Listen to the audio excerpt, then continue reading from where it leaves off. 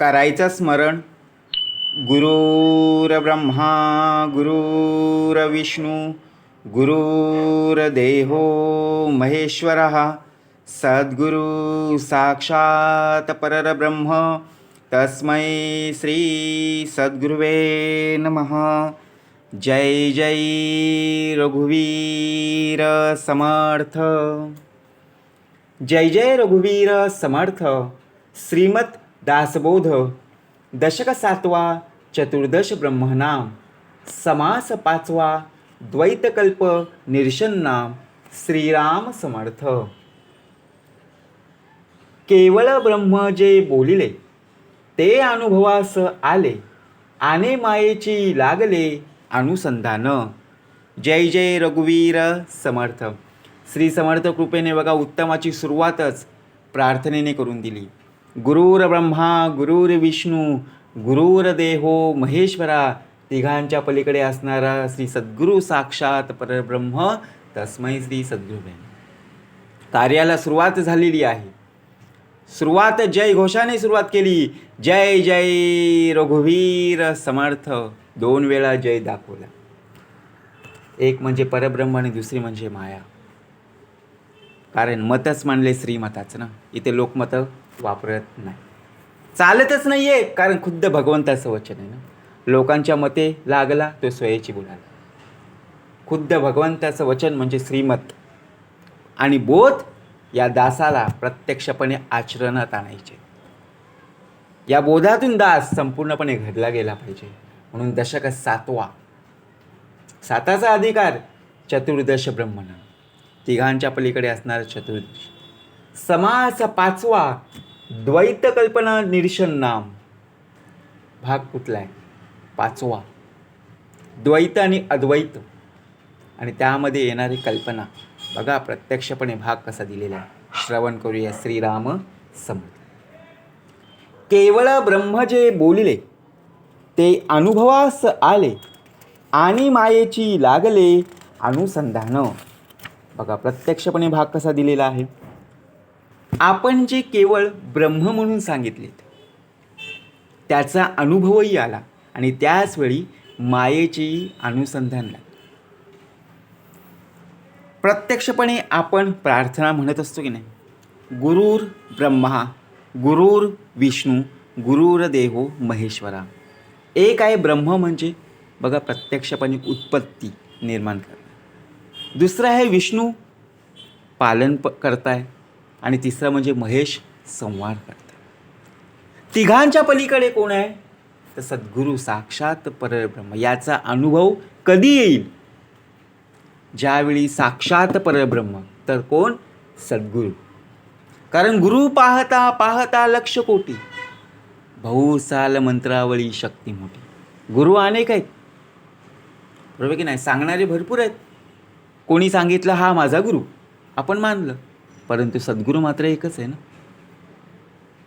बरोबर की नाही? खरा देव तो अंतरी चोरला असे, सद्गुरू विन तो सर्व ठाई न दिसे. म्हणून ते अनुभवास आले आणि मायेचेही लागले अनुसंधान. ब्रह्म अंतरी प्रकाशे आणि मायाही प्रत्यक्ष दिसे. आता हे द्वैत निरसे कवने परी.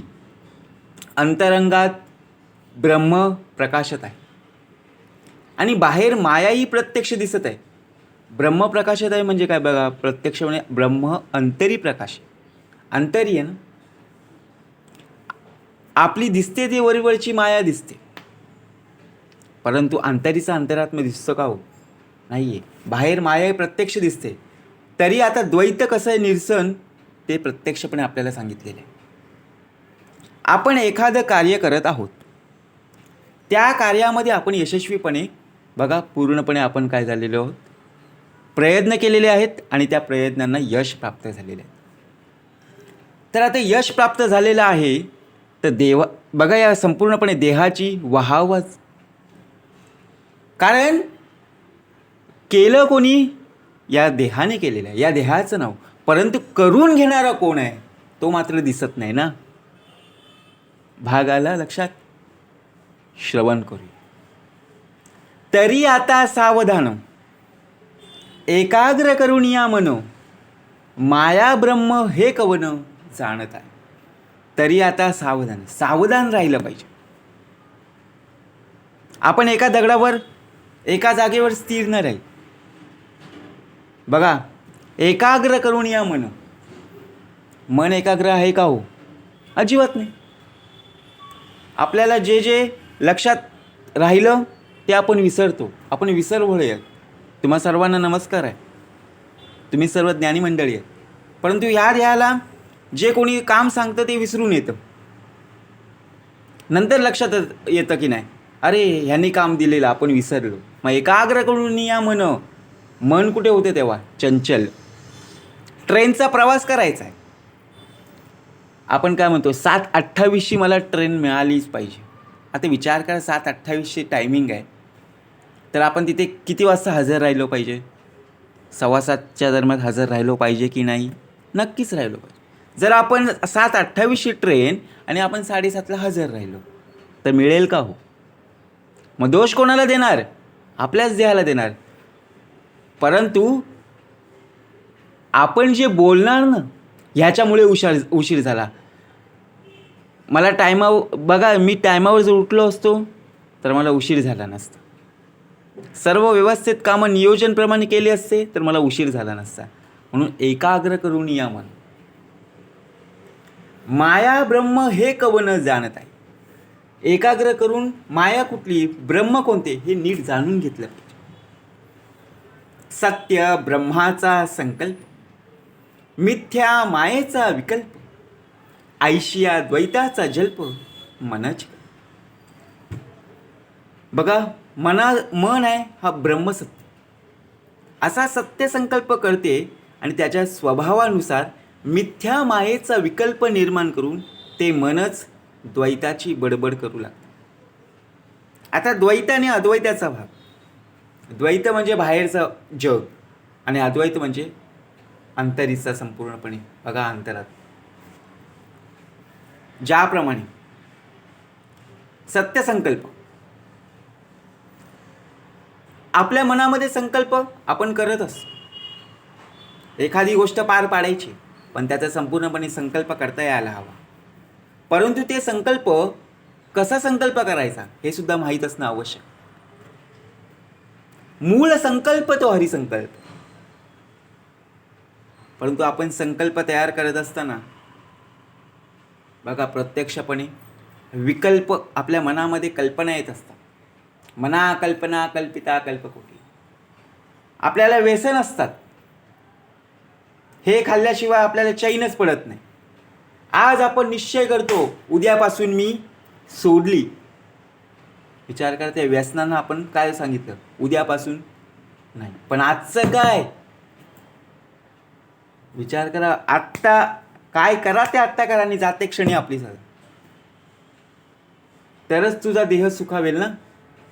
कारण जन्म आहे, मृत्यू आहेच. कोण अमरपट्टा लावून आलेला नाहीये. परंतु दिलेला हा जो देह आहे तो जसा ईश्वराने आपल्याला प्राप्त करून दिलेला आहे तसाच ईश्वराच्या स्वाधीन करायचा आहे. हा खरा मूल संकल्प, हरिसंकल्प. या इंद्रियांना ज्या चांगल्या सवयी आहेत. इंद्रियाचा राजा कोण आहे? तर मन. मनाला बघा, संपूर्णपणे श्लोक लिहून दिलेले आहेत. श्रीमनाचे श्लोक 205 फक्त एकालाच. बाकी कुठल्या इंद्रियांना दिलेत का? जर इंद्रियाच्या संपूर्णपणे बघा, सर्वांना काय करत असो, इंद्रियांना, बरोबर आहे. त्याचप्रमाणे मनाला समर्थांच्या चरणी जर वाहिलं तर तुझा देह बघा प्रत्यक्षपणे जी मागणी असेल ते पुरवठा नक्कीच होणार आहे. म्हणून सत्य ब्रह्माचा संकल्प, मिथ्या मायेचा विकल्प, ऐशिया द्वैताचा जल्प मनाची. जाणे ब्रह्म जाणे माया, ते एक जाणावी तुर्या, सर्व जाणे म्हणून या सर्व साक्षी. जी ब्रह्मालाही जाणते व जी मायेलाही जाणते तिला सर्व जाणणारी म्हणून सर्व साक्षिणी अशी तुर्यावस्था म्हणतात. बघा, ब्रह्मालाही जाणते आणि मायेलाही जाणते. सर्व जाणे म्हणून या सर्व साक्षीने. आपल्याला वारा, आपण पंखा लावतो बघा, फॅन लावतो, फॅन फिरताना दिसतो, पण फॅनवरून बघा प्रत्यक्षपणे आपण फॅनच्या खाली बसतो, आपल्याला थंड हवा लागते, बरोबर की नाही. AC चालू केली, हवा लागते की नाही, डोळ्याने दिसते. खिडकी चालू केली, खिडकीतून येणारी हवा, वारा डोळ्यांना दिसते का? परंतु बघा, जी डोळ्यांना दिसत नाही परंतु शांत, बघा मनाला शांत करणारी कोण आहे? वाराच आहे ना, हवा आहे ना. संपूर्णपणे घामाघूम झालेलो आहोत आणि कोणीतरी आपल्याला त्रास दिलेला आहे. प्रथमतः आपण राग कोणावर काढणार? जी समोरून येणारी व्यक्ती आहे त्याच्यावर काढणार का? अगोदरच या देहाला आलेला घाम. कारण उन्हामध्ये प्रत्यक्षपणे काय झालेलं आहे, त्रास जाणवला, आणि त्यामध्येही सांगितलेले प्रसंग. आणि जर तोच प्रसंग आपण थंड हवेशीर AC मध्ये बसलेलो आहोत, तर आपण एवढा राग व्यक्त नाही करू शकत. कारण का? शांत मनाने आपण काय करत आहोत, ते सांगितलेलं आपण ऐकत आहोत आणि त्यावर आपण सोल्युशन काढत आहोत. त्यावर इतकं आपल्याला प्रेशर येणार नाही आहे. विचार करा म्हणजे कसा फरक दिलेला आहे. ऐक तुर्येचं लक्षण, जेथे सर्व जाणपण, सर्वही नाही कवन जाणेल. आता तुर्येचं लक्षण बघा, जी सर्व जाणते ती तुर्यावस्था. पण जेथे सर्वच नाही, जेथे सर्व हा केवळ आभासच आहे, तेथे त्याला कसं जाणावे? आता विचार करा, काही म्हणणारे आहेत, आपला देह सुद्धा मानणारा आहे की जगात देव नाही आहे, कारण देवाला कोणी पाहिलंय, असे मनात विचार करणारे आहेत, बोलणारे आहेत. परंतु तुला चालवणारा कोण? बरोबर की नाही. ज्यावेळी मृत्यू होतो त्यावेळी बघा, जागेवरून हलतो का देह? नाही ना. तेव्हा त्याला देह म्हणत नाही, त्याला प्रेत म्हणतात. जोपर्यंत तो आपल्या अंतरी आहे तोपर्यंत या देहाला किंमत आहे. मरावे परी कीर्ती रूपे उरावे. जेथे सर्व जाणपण, जाणकार पाहिजे. सर्वची नाही कवन जाणेल का? म्हणून कोणी काय सांगेल आपण ऐकलं, परंतु ऐकल्याचे ऐकावे पुन्हा पुन्हा. संकल्प विकल्पाची सृष्टी झाली मनाची या पोटी, ते मनाची मिथ्या शेवटी साक्षी कवन. ज्या मनाच्या योगे संकल्प विकल्प उठतात ते मनातच मुळात मिथ्या असतात. तर मग वृत्ती कुठल्या आणि साक्षी तरी? बघा, ज्या मनाच्या योगे संकल्प आहेत, ज्या मनाच्या योगे विकल्प आहेत, ते मुळात मिथ्या नसतात. संकल्पाचा भाग मागाशी झालेला आहे. आपण संकल्प करतो का? हो, नक्कीच. परंतु संकल्पाला हरवणारे सुद्धा आहेत, कारण आपला तिथे निश्चय नसतो. जो कोणताही कार्य आपल्याला करायचं आहे त्या कार्यावर आपण ठाम नसतो. जे काम आपण ठामपणे करू शकत नाही त्या कामामध्ये अडथळे येतच असतात. आणि ते जर झाले नाही तर मग वृत्ती कुठली आणि साक्षी तरी कोण? मग आपल्याला कोणी विचारलं तर आपण लगेच प्रश्न, त्यांना उत्तर तेच देणार. आम्ही कधी म्हटलो होतो आम्ही हे पूर्ण करू? काल आपण ठामपणे कसं सांगत होतो, हे काम मी केल्याशिवाय राहणार नाही, परंतु आता लगेच आपण पलटी मारतो. म्हणजे साक्षत्व चैतन्य सत्व हे गुण ब्रह्माची या माता, आरोपले जाण वृथा माया गुणी. बघा, साक्षत्व चैतन्य सत्य. मायेच्या योगे म्हणजे अज्ञानामुळे ब्रह्मावर साक्षीत्व, चैतन्यत्व, सत्ता इत्यादी गुणांचा आरोप उगीचच केला जातो. या देहावर संपूर्णपणे सत्ता कोणाची आहे? विषय वासनेची. या विषय वासनेमुळे हा देह खराब केला जातो. दोष कोणाला दिला जातो? हा देह भक्ती मार्गाला आहे तरी अशी का वागणूक आहे? कारण देह भक्ती मार्गाला बरोबर जात आहे, परंतु विषय वासनेने त्याला पूर्णपणे अडकवलेले आहेत, म्हणून या देहाचं नाव खराब आहे. बरोबर की नाही? कारण त्यांनी संकल्प केला नाहीये. कारण त्यावर संपूर्णपणे सत्ता कोणाची आहे? विषय वासनेची आहे. काम, क्रोध, लोभ, मद, मत्सर, दंभ, संशय आणि चिंता यांनी संपूर्णपणे काय केले? ग्रासलेले. घटा मठाचे निगुणे, त्रिविध आकाश हे बोलणे, मायेची खरेपणे गुण ब्रह्मी. बघा, घट आणि मठ यांना केवळ व्यावहारिक सत्ता असते, पण त्यांच्याच गुणामुळे आकाश जे निर्गुण निराकार आहे त्याची त्रिविध रूपे घटाकाश, मठाकाश आणि महादाकाश वर्णिली असतात. कसा भाग दिलेला आहे? त्याचप्रमाणे मायेच्या खरेपणामुळे परब्रह्मावर या गुणांचा आरोप केला जातो. घट आणि मठ केवळ सत्ता आहे कोणाची? व्यावहारिक सत्ता. आपल्यामध्ये गुण पण आहेत आणि अवगुण सुद्धा आहेत, पण आकाश हे जे आहे ते निर्गुण आणि निराकार. आपल्यामध्ये चांगल्या पण सवयी आहेत आणि वाईट सुद्धा चांगल्या सवयी आहेत, पण आपण आपल्या वाईट सवयी दाखवत नाही. दुसऱ्यांच्या आपण लगेच दोष दाखवतो, परंतु आपले जर कोणी काढले ना असे दोष, कोणी वाईट बोललं की आपल्याला चटकन राग येतो की नाही हो? का? कारण आपण त्या वृत्तीमध्ये आहोत, म्हणून तुला हे शब्द लागले. बरोबर की नाही? परंतु आपण इतरांना ज्यावेळी दोष बघा प्रत्येक वेळेला देत असतो, एक बोट त्यांच्याकडे असतो ना, परंतु ही 4 बोटही आपल्याकडे असतात. त्यांना जेव्हा आपण बोल लावत असतो, आपण त्यांना बघा प्रत्यक्षपणे बोलत असतो सर्वांसमोर, तेव्हा आपल्याला आनंद वाटतो. परंतु तेच शब्द जर आपल्या कानावर आले ना, आपल्याला कोणी बोललं की तिथे संवाद घडत नाही आहे, तर तिथे वाद घडत असतात. म्हणून आकाश हे निर्गुण आणि निराकार आहे. आकार कोणाला? आपल्यालाच आहे ना. बघा, माती असते, मातीला जसा सुगंध आहे, पाऊस पडल्यावर येतो की नाही मातीचा वास? नक्कीच. हा मातीचाच देह आहे. या भूमातेने बघा प्रत्यक्षपणे या पृथ्वी तलावर आपल्याला जन्माला प्रत्यक्षपणे इथे ज्यावेळी आपण पृथ्वी तलावर जन्म घेतला, नमस्कार आहे ना, पृथ्वी, आप, तेज, वायू आणि आकाश, कारण पंचमहाभूत आहेत.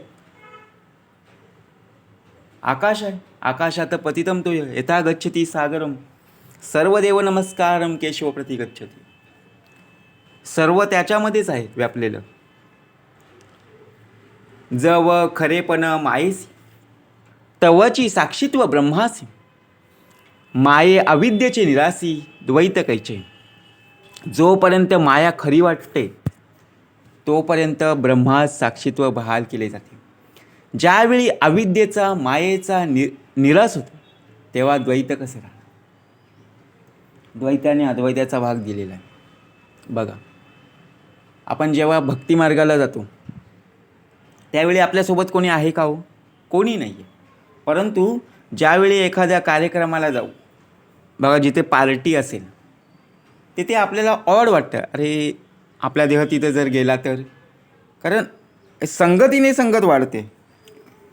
चुकीची संगत असेल जर, बघा आपण एखाद्या व्यसनामध्ये अडकलेलो नाही, नमस्कार आहे खरंच, परंतु जर आपले मित्र व्यसन करत आहे आणि आपला प्रत्यक्ष देह त्यांच्यासोबत फक्त गेलेला आहे, परंतु नावं ठेवणारी लोकच आहेत. ह्या मुलाला प्रत्यक्षपणे त्या मित्राच्या सोबत पाहिलं म्हणजे नाव कोणाचं खराब झालं? आपल्यामुळे आपल्या घरच्यांचं नाव खराब झालं. आपण व्यसन केलं का? नाही आहे, फक्त सोबत होतो. म्हणजे विचार करा, जव खरेपण मायेसी, तवची साक्षीत्व ब्रह्मासी, माये अविद्येची निरासी द्वैत कैची. म्हणून सर्व साक्षी मन तेची झाली आऊन म्हणून, मग तुरिया रूप ज्ञान ते मावळू नये. म्हणूनच सर्वसाक्षी असणारे मन हे ज्यावेळी उन्मत्त होते तेव्हा तुर्यारूपी ज्ञानही मावळून जाते. सर्वसाक्षी असणारं मन ज्यावेळी उन्मत्त होते,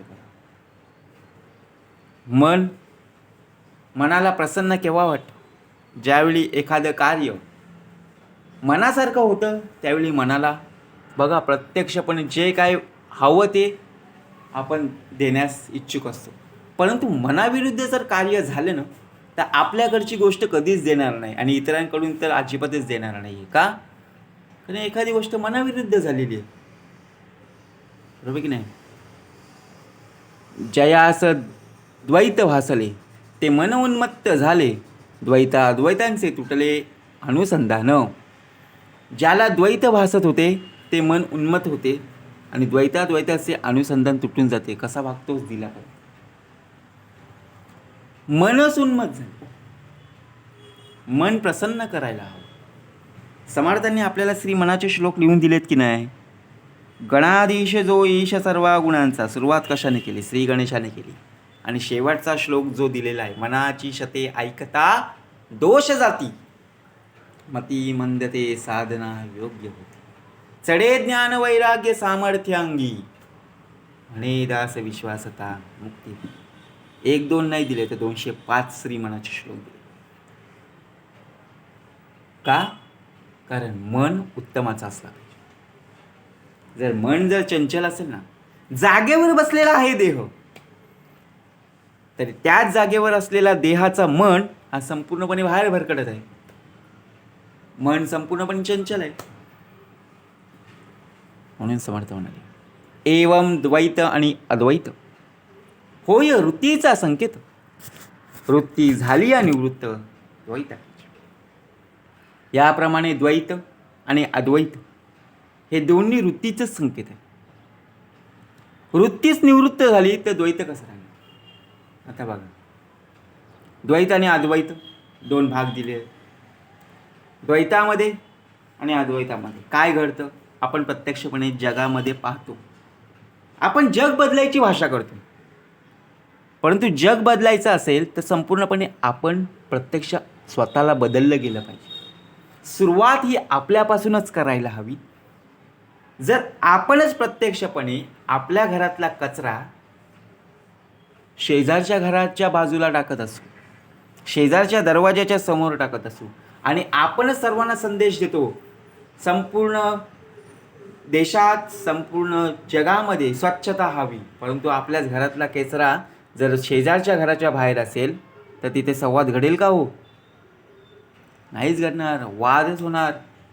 म्हणून समर्थ म्हणाले एवम द्वैत आणि अद्वैत होय वृत्तीचा संकेत.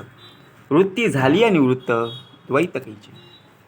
वृत्ती रहित जे ज्ञान तेची पूर्ण समाधान, जे ते तुटे अनुसंधान माया ब्रह्मीचे. वृत्ती रहित जे ज्ञान म्हणजे आत्मानुभव, तेच पूर्ण समाधान आणि तेथे माया ब्रह्माचं अनुसंधान पूर्णपणे नष्ट. कसा भाग दिलेला आहे? अनुभव दिलेला आहे आणि त्याप्रमाणे समाधान. समाधान कशामध्ये? बघा, प्रत्यक्षपणे वृत्तीरहित ज्ञान आहे, समाधान आहे. जे कार्य दिलेले आहे त्या कार्यामध्ये आपल्याला यशस्वीरित्या आपण ते काम सफल केलेलं आहे, त्यामध्ये समाधान होईल. माया ब्रह्म ऐसा हेतु, मने कल्पिला संकेत, ब्रह्म कल्पनेरहित जाणती ज्ञानी. बघा, साधक ज्यावेळी सारासार विचार करू लागतो तेव्हा माया मिथ्या, ब्रह्म सत्य असा संकेत मनाने कल्पिलेला असतो. पण ज्ञानी लोक ब्रह्म हे कल्पनेरहित आहे हे जाणतात. मनाच्या तोडून ओढी. आपण एका जागी बसलेलो आहोत, विचार कोण करतो? बघा, एका आपण खोलीमध्ये बसलेलो आहोत, आपल्यासमोर काहीच नाही आहे, परंतु आपलं मन आहे ना संपूर्णपणे शांत बसून देणारच नाही आहे. विचार करत राहणार, कल्पना करत राहणार आणि जे दिवसभरात घडलेल्या घटना, जे दिवसभरात बघा जो प्रसंग आपण अनुभवतोय तो रात्री स्वप्नामध्ये आपल्याला प्रत्यक्ष पाहायला मिळतो. बरोबर की नाही? म्हणून प्रत्यक्ष होणे भाग कसा दिलेला आहे? वृत्तीरहित जे ज्ञान तेची पूर्ण समाधान. समाधान कशामध्ये असलं पाहिजे हे शोधता आलं पाहिजे. जेथे तुटे अनुसंधान माया ब्रह्मीचे. माया ब्रह्म ऐसा हेत मने कल्पिला संकेत. ब्रह्म कल्पनेरहित जाणती ज्ञानी. साधक ज्यावेळी सारासार विचार करू लागतो तेव्हा माया मिथ्या ब्रह्म असा संकेत मनाने कल्पिलेला असतो. बघा, जे मनबुद्धी अगोचर जे कल्पनेहून परव ते अनुभविता साचार द्वैत कैचे. जे मन बुद्धी इंद्रिय यांनी जाणता येत नसल्याने कल्पनेच्याही पलीकडे असते, त्याचा खरोखर जेव्हा ऐक्यरूपाने अनुभव होतो तेव्हा द्वैत कसे होणार? बघा, मन बुद्धी आणि इंद्रिय कसा भाग दिलेला आहे? इंद्रियाचा राजा कोण आहे? तर मन. परंतु या मनामुळे, मन हा चंचल आहे, या मनामुळे बुद्धी ही भ्रमिष्ट झाली आणि जसं मन बोलेल त्याचप्रमाणे त्या इंद्रियांना चुकीचे वळण लागलेले आहे. ज्याप्रमाणे विषय वासना आड येते, लोभ येतो, त्यावेळी पहा एखाद्या वेळी आपल्याच हातून न कळत ती वस्तू बघा आपल्या हातात येते आणि आपण दोषी ठरतो, कारण चोरी केलेली नसते. परंतु बघा प्रत्यक्षपणे भाग कसा दिलेला, हाव आलेली असते, लोभ आलेला असतो न कळत. म्हणजे विचार करा, त्याचा खरोखर जेव्हा ऐक्यरूपाने अनुभव येतो ना तेव्हा द्वैत कसं होईल? द्वैत पाहता ब्रह्म नसे, ब्रह्म पाहता द्वैत नसे. द्वैताद्वैत भासे कल्पनेसे. द्वैत पाहता ब्रह्म नसे आणि ब्रह्म पाहता द्वैत नसे. कसं विरुद्ध आहे बघा. जोपर्यंत द्वैत आहे तोपर्यंत ब्रह्मानुभव नसतो. अद्वैतामध्येच संपूर्णपणे काही. द्वैत आणि अद्वैत हे केवळ मनाच्या कल्पनेने असते. कल्पना माया निवारी, कल्पना ब्रह्म थावरी. संशय धरी आणि निवारी तेही कल्पना. कल्पना जर योग्य दिशेने केली गेली तर ती मायेचे निवारण करते व ब्रह्माची प्रतिष्ठापना. कल्पना संशय निर्माण करते आणि निवारणही करते. आता संशय मनामध्ये पेरणारा कोण आहे? आपला स्वतःचा पत्नीवर संशय, पत्नीचा आपल्यावर संशय, आपल्या भावावर संशय, भावाचा आपल्यावर संशय, आपल्या आई वडिलांवर संशय, आई वडिलांचा आपल्यावर संशय. म्हणजे घरामध्ये संपूर्णपणे संशयाचं वातावरण आहे. तर घर उत्तमाचं राहील का हो? त्या संशयामुळे संपूर्णपणे चिंता उद्भवते. परंतु जर ती चिंता कायमची नष्ट करायची असेल तर जा सद्गुरूशी शरण. कारण चिंता वाहतो विश्वाची. विश्वाचा मालक प्रत्यक्षपणे आपल्या समोर, आपल्या बघा अंतरी आहे. परंतु आपणच बघा ज्यावेळी मंदिरामध्ये जातो, त्या मंदिरापर्यंत जात असताना त्या मंदिरामध्ये असणाऱ्या देवाचं दर्शनच घेतलं तर तुला त्या देवाची भक्ती, त्या देवाची उपासना कळेल का हो? आपण एखाद्या दुकानात गेलो, त्या दुकानाच्या समोर उभे राहिलो, आपल्याला चॉकलेट खायची सवय आहे, कॅडबरी खायची सवय आहे, आपल्याला समोर दिसते त्या बरणीमध्ये आहेत. फक्त बरणीकडे पाहून जर आलो तर आपलं पोट भागेल का हो? पोट भरेल का हो? नाही भरणार. ती खरेदी करूनच आपल्याला खाता यायला पाहिजे, तरच त्या मनाला समाधान होईल. भाग आला लक्षात? बघा प्रत्यक्षपणे द्वैत पाहता ब्रह्म नसे, ब्रह्म पाहता द्वैत नसे. द्वैताद्वैत भासे कल्पनेसे. कल्पना माया निवारी, कल्पना ब्रह्म थावरी. संशय धरी अनिवारी तेची कल्पना. बघा प्रत्यक्षपणे संशय निर्माण केलेला आहे. कल्पना करी बंधन, कल्पना दे समाधान, ब्रह्मीला बी अनुसंधान, तेही कल्पना. बघा, कल्पनाच बंधन निर्माण करते, कल्पनाच समाधान मिळवून देते आणि कल्पनेच्या योगे ब्रह्माचे अनुसंधान लागते. कल्पना द्वैताची माता, कल्पनाची न्यप्ती तत्वता, बद्धता आणि मुक्तता कल्पना गुणे. बघा, द्वैताची माता कल्पनाच. खरे पाहिलं तर ज्ञान हेही कल्पना रूपच आहे. माणूस प्रत्यक्ष म्हणजे बघा, मी बद्ध आहे अथवा मी मुक्त आहे. आता आपल्याला इथून सुटायचं, संपूर्णपणे आपल्याला या विषय वाचण्याने संपूर्णपणे आपल्याला बद्ध केलेला आहे. इथून सुटायचं आहे. 84 लक्ष योनी आहेत, त्यातून संपूर्णपणे आपल्याला सुटायचं आहे. बघा, त्या 84च्या फेऱ्यामध्ये पुन्हा अडकायचं नाही आहे. पुनरपी संसार येणे नाही, म्हणून इथून सुटायचं आहे. कसा भाग दिलेला आहे? सायुज्य मुक्तीचे वर्म. बघा, भाग दिलेला आहे, परंतु आपण ऐकत नाही. सुटण्याचा मार्ग कसा दिलेला आहे ते सुद्धा समर्थांनी दिलेलं आहे. शुद्ध उपदेशाचा निश्चय, सायुज्य मुक्तीचा निश्चय, मोक्ष प्राप्तीचा निश्चय गोडीला असते. मोक्ष प्राप्ती म्हणजे काय? मोकळा केलेला आहे. आपण त्यांच्या बंधनात अडकलेलो आहोत, त्यातून सुटायचं.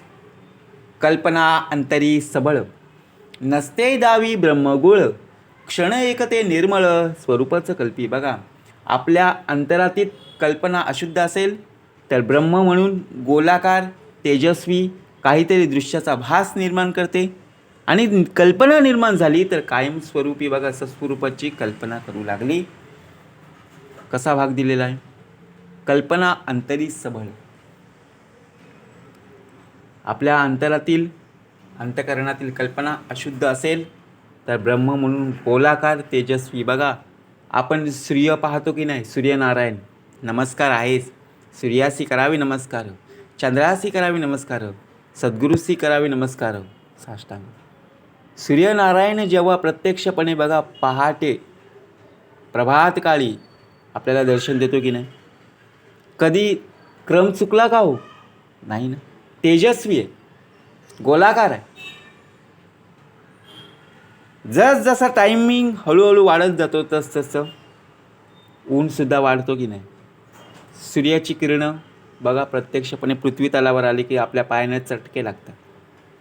परंतु संध्याकाळ होताच, परंतु त्याचप्रमाणे पृथ्वीसुद्धा बघा थंडगार होते. त्याचा तोची जाणे ना. क्षण एक ते निर्मळ, क्षण एक धोका वाहे, क्षण एक स्थिर आहे, क्षण एक पाहे विस्मित दोन्ही. कल्पना ही अशी विलक्षण आहे की तिचे रूप क्षणोक्षणी पालटत आहे. कधी ती माणसाला चिंतातूर करते, तर कधी एकदम शांतीचा अनुभव आणून देते, तर कधी आश्चर्यचकित करते. बघा प्रत्यक्ष भाग कसा दिलेला आहे. कल्पना ही अशी विलक्षण आहे, माणसाला चिंतातूर. माणसाला चिंता काय येते? मनुष्याला चिंता काय येते हो? आजचं काम आपण उद्यावर ढकलतो. आळसपणा आला, कंटाळा आला, ते काम परत उद्या करण्यामध्ये सारखं त्याच कामामध्ये कंटाळा येतं, मग ती चिंता येते. घरामध्ये कटकटी येतात, संसारामध्ये संपूर्णपणे संसार उत्तमाचा होत नाही आहे का?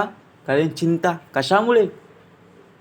मन उत्तमाचा नाही आहे, मन चंचल आहे. म्हणून एकदम शांतीचा अनुभव बघा प्रत्यक्षपणे म्हणजे नामस्मरण. क्षण एकांत उमजे, क्षण एकद निर्बुजे, नाना विकार करीजे ते कल्पना जाण. कधी कल्पनेच्या योगे आत्मस्वरूपाचा उमज पडतो, तर क्षणात गोंधळ उडून काहीच समजेनसे होते.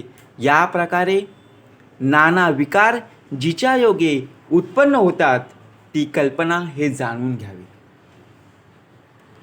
कल्पना जन्माचे मूळ, कल्पना भक्तीचे फळ, कल्पना त्याची केवळ मोक्ष. कल्पना हीच जन्माचं मूळ कारण ठरते.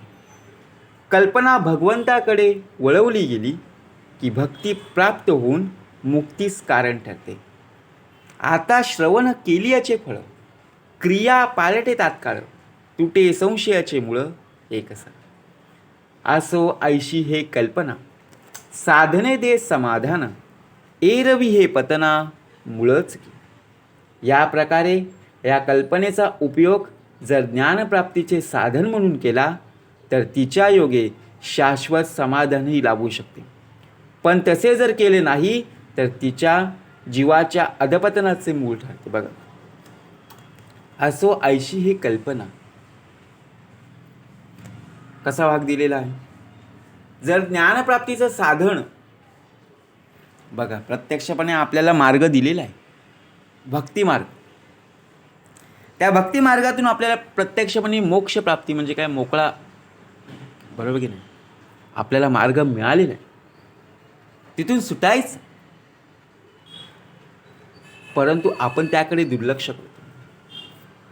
मार्ग सापडे सुगम, नलगे साधन दुर्गम, सायुज्य मुक्तीचे वर्म ठाई. म्हणून सर्वांचे मूळ ते हे कल्पनेची केवळ, ईचे केली आहे निर्मूळ ब्रह्मप्राप्ती. म्हणून सर्वांचं मूळ कारण केवळ कल्पनाच आहे. या कल्पनेला समूळ नष्ट केलं पाहिजे.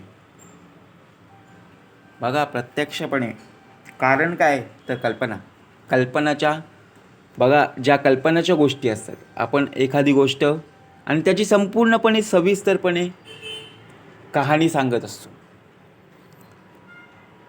ती गोष्ट आपण पूर्णपणे मनावर, बघा एखादी गोष्ट अशी कोणी सांगतं ना, बघा एक झाड आहे, आपण तिथे पाहिलं नाही आहे, परंतु कोणीतरी सांगतं, आपलाच मित्र, की ते झाड आहे ना संपूर्णपणे हलतं, वारा नसला तरी हलतं. आपल्या मनात काय आणून ठेवली, एक प्रकारची भीती आणून ठेवली, आणि आपण त्या झाडा ठिकाणी गेलो ना, आपल्या मनात लगेच ती कल्पना उभी राहते, अरे यांनी मला सांगितलेलं, परंतु आपण प्रत्यक्ष पाहिलं का, नाही.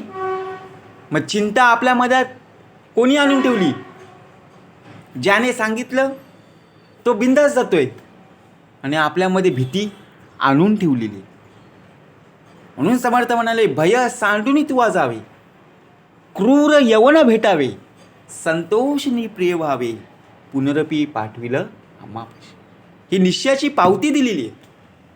म्हणून समर्थ म्हणाले, श्रवण आणि मनन, निजध्यासे समाधान, मिथ्या कल्पनेचे भान उडवून जाय. यासाठी काय काय पाहिजे, निरंतर श्रवण, मनन आणि निजध्यास. आपण श्रवण करतो, या कारणाने ऐकतो, या कारणाने सोडून देतो, परंतु श्रवण केलं, नक्की काय केलंस, ऐकल्याचे ऐकावे पुन्हा पुन्हा. आपण काय म्हणतो, अरे हा भाग झालेला आहे, झालेला असला तरी पुन्हा सांगितलं, कारण या भागाचं पूर्णपणे आपल्याला सविस्तरपणे माहिती असणं गरजेचं आहे. का सांगितलेलं आहे, कारण पुढे पुढे वर्णसंकर होणार आहे. कारण संपूर्णपणे जर दासाला, बघा जो बोध प्राप्त झालेला आहे, जी शिकवण आपल्याला दिलेली आहे, आणि यासाठी आपल्याला सावध का करावं लागतं, श्रवण आणि मनन. श्रवण करतो, पण श्रवणाचं मनन आणि मननाचा निजध्यास. आपण जेवताना जेवतो, बरोबर की नाही, ताटातलं अन्न आपण हातामध्ये घेऊन मुखापर्यंत आपण नेतो, नेणारा सुद्धा तोच आहे, परंतु पुढे पचवणारा सुद्धा तोच आहे ना. आपण चावतो, चावल्यानंतर बघा प्रत्यक्षपणे बघा त्याचा तोची जाणे ना. रक्ताची कुठं फॅक्टरी आपल्याला पाहायला मिळणार नाही आहे, रक्ताचं कार्य आतमध्ये चालूच आहे ना, बरोबर की नाही. शुद्ध ब्रह्माचा निश्चय, करी कल्पनेचा जय, निश्चितार्थे संशय तुटवून जाई. सत्स्वरूपानुभावाने शुद्ध ब्रह्मरूपा संबंधी दृढ निश्चय केला तर कल्पनेवर जय मिळवता येतो, आणि याच निश्चयामुळे संशयही नष्ट होते. मिथ्या कल्पनेचे कोडे, कैसे राहे साच्या पुढे, जैसे सूर्याचे उजेडे नासे तम. सूर्योदय झाल्यावर त्याच्या प्रकाशामुळे अंधार जसा नाहीसा होतो, त्याचप्रमाणे सत्य अशा परब्रह्मच आणि मिथ्या असलेले कल्पनेचे कोडे कसे शिल्लक. आपल्या जीवनामध्ये आपल्या पाहायला गेलो तर संपूर्णपणे अंधार आहे. परंतु अंधार का? म्हणजे अज्ञान पसरलेलं आहे. समर्थ म्हणाले अज्ञान मूलहरणम जन्मकर्म निवारणम ज्ञान वैराग्य सिद्धार्थे सद्गुरु पादुकं पिबेत. आपल्याला सर्वजण बघा प्रत्यक्षपणे सर्वजण ज्ञान बघा ज्ञानाच्या गोष्टी सांगत असतात, परंतु समर्थ आपल्याकडून बघा प्रत्यक्षपणे अज्ञान बाजूला सारतात. हा फरक आहे. अज्ञान बाजूला सारलं की उरलं काय? ज्ञान. जे चांगल्या गोष्टी आहेत त्यासुद्धा सांगणारे आहेतच ना, आणि वाईट सवयी त्यासुद्धा आपल्याला ठेवतात, परंतु एक सद्गुरू साक्षात परब्रह्म आहे, तो आपल्याला संपूर्णपणे जाणीव करून देतो. तैसे ज्ञानाचे निप्रकाश मिथ्या कल्पना हे नासे, चांगलं काय आणि वाईट काय, मग हे तुटे अपैसे द्वैतानुसंधान. तसे ज्ञानाच्या प्रकाशाने मिथ्या कल्पना नाश पावली की आपोआपच द्वैताचे अनुसंधान तुटले जाते आणि नष्ट होते. कल्पनेने कल्पना उडे, जैसा मृगे मृग सापडे, का शरेश्वर आतुडे आकाश मार्गे. जसे जनावराच्या योगे जनावरच पकडता येते, अथवा आकाश मार्गाने जाणाऱ्या एका बाणास दुसऱ्या बाणाचेच नष्ट केले जाते, आणि त्याच कल्पनेच्या योगाने कल्पनेचा नाश करता येते. बघा कसा संपूर्णपणे फेरा आहे. कल्पनेने कल्पना उडी, शुद्ध कल्पनेचे बळ, झालिया नासे शबळ, हेची वचन प्रांजल, सावध ऐका. सावध होऊन ऐकायचं. काय सांगितलं? शुद्ध कल्पनेचं बळ वाढलं की शबल कल्पना नाश पावते. या वचनाचा जो अभिप्राय आहे तो सावध चित्त करून ऐकला पाहिजे. शुद्ध कल्पनेची खूण, स्वये कल्पिजे निर्गुण, सस्वरूपी विस्मरण पडोची निधी. स्वतः निर्गुण ब्रह्माचे अनुसंधान करणे, सस्वरूपाचे जराही विस्मरण न होऊ देणे, ही शुद्ध कल्पनेची खूण आहे. आपल्या बघा प्रत्यक्षपणे नामस्मरण करताना अखंड नामस्मरण करणे, त्यामध्ये कधीही खंड पडून देता कामा नये. परंतु आपल्यामध्ये स्मरणाचं विस्मरण होतंच. आपण आपल्या घरातला जो उंबरट असतो बघा, तो एकदा पार केला ना, आपण त्यांच्या ताब्यात गेलेलो आहोत. बरोबर की नाही? काळाची बावडी पडेल बा जेव्हा, तेव्हा सोडविना माय बाप. बरोबर की नाही? आपण पूजेला कालाय तस्मै नमः विडा काढतो की नाही, नमस्कार करतो की नाही, बरोबर. त्याचप्रमाणे समर्थ म्हणा शुद्ध कल्पनेचं बळ, झालिया नासे शबल, हेची वचन प्रांजल, सावध ऐका. शुद्ध कल्पनेची खूण, स्वये कल्पिजे निर्गुण, सस्वरूपी विस्मरण पडवोची निधी. सदा सस्वरूपानुसंधान, करी द्वैताचे निरसन, अद्वैत निश्चयाचे ज्ञान, त्याची शुद्ध कल्पना. द्वैताचं निरसन करून सदोदित परब्रह्माच्या अदृश्य स्वरूपासंबंधी दृढ निश्चय करणे, हीच शुद्ध कल्पना झाली. अद्वैत कल्पी ते शुद्ध, द्वैत कल्पी ते अशुद्ध, अशुद्धतेची प्रसिद्ध शबल जाणारे. आता अद्वैताची कल्पना ही शुद्ध कल्पना आहे, जी द्वैत कल्पिते ती अशुद्ध कल्पना आहे. म्हणून प्रत्यक्षपणे बघा शुद्ध आणि अशुद्ध काय. शुद्ध कल्पनेचा अर्थ कसा दिलेला आहे बघा, अद्वैताचा निश्चितार्थ, आणि शबल ते व्यर्थ द्वैत कल्पना. अद्वैतासंबंधी निश्चितार्थ हेच शुद्ध कल्पनेचं स्वरूप लक्षण आहे. उगीच द्वैताची कल्पना करते तिला अशुद्ध कल्पना. अद्वैत कल्पना प्रकाशे, तेच क्षणी द्वैत नासे, द्वैता सरिसी निरसे शबल कल्पना. आता अद्वैत कल्पना जेव्हा प्रकाशते त्याच क्षणी द्वैत नाहीच होतं, आणि त्याच क्षणी बघा प्रत्यक्षपणे कल्पना नष्ट होते. कसा दिलेला आहे भाग? द्वैत आणि अद्वैतातला विरुद्ध भाग दिलेला आहे. जेव्हा अद्वैत कल्पना जेव्हा प्रकाशते तेव्हा द्वैत समूळ नष्ट होते, आणि द्वैत जेव्हा बघा प्रत्यक्षपणे द्वैताचा भाग असतो तेव्हा अद्वैत कमी असतो. कल्पनेने कल्पना सरे, ऐसे जाणावे चतुरे, शबल गेल्यानंतरे उरली ती शुद्ध. याप्रमाणे अद्वैत कल्पनेने द्वैत कल्पना आपोआप नष्ट होते. हे चतुर लोकांनी जाणून घेतलं पाहिजे. शबल कल्पना नष्ट झाली की केवळ शुद्ध कल्पनाच होती. शुद्ध कल्पनेचे रूप बघा, याप्रमाणे अद्वैत कल्पनाने द्वैत कल्पना आपोआप नष्ट होते. शुद्ध बीजापोटी फळे रसाळ गोमटी. आपण शेतामध्ये बघा बीज पेरतो की नाही, ज्याप्रमाणे आपण बीज पेरू त्याचप्रमाणे पिकं येणार की नाही, नक्कीच, कारण सत्वगुण आहेत, बरोबर की नाही. शुद्ध कल्पनेचे रूप तेची कल्पी स्वरूप, स्वरूप कल्पिता तद्रूप होय आपण. सस्वरूपाचे निरंतर अनुसंधान हेच शुद्ध कल्पनेचे रूप आहे.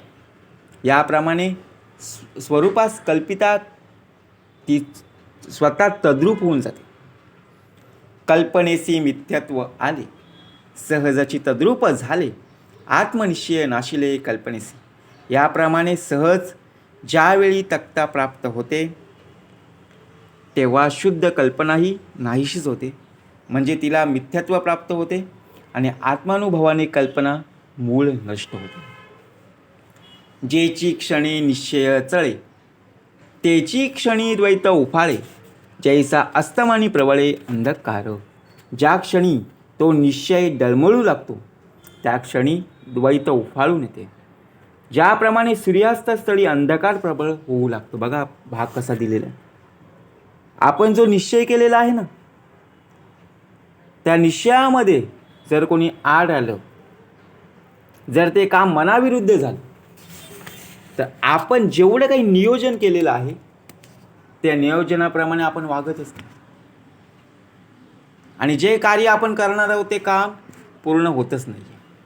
तैसे ज्ञान होता मलिन, अज्ञान प्रबळे जाण, या कारणे श्रवण अखंड असावे. बघा प्रत्यक्षपणे आपण आपला शर्ट बघा, प्रत्यक्षपणे आपले कपडे बाहेरून मळतात, आपण त्या कपड्यांना काय लावतो, पावडर लावतो, साबण लावतो, पाण्याने धुतला की निघून जातो.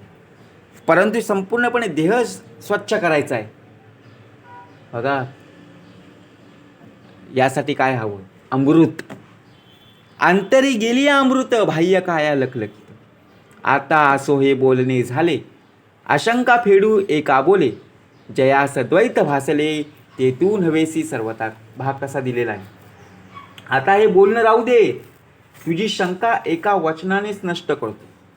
ज्याला द्वैत भासते ते मन हे तुझं स्वरूप नव्हे हे लक्षात ठेवलं पाहिजे.